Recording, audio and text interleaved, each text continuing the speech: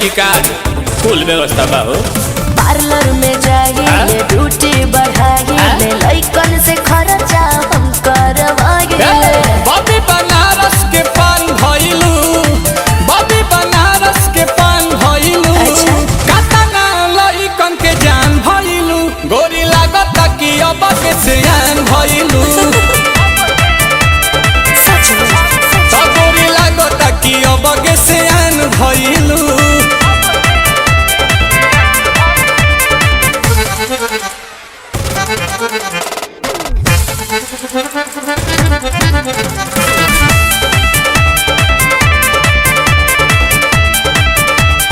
कुछ भी बोलते हैं। दिलवा के कहले बारू चोरी हमार तू तो गोरी, टुकुर टुकुर ताकि तोहार ओरी बुझाई।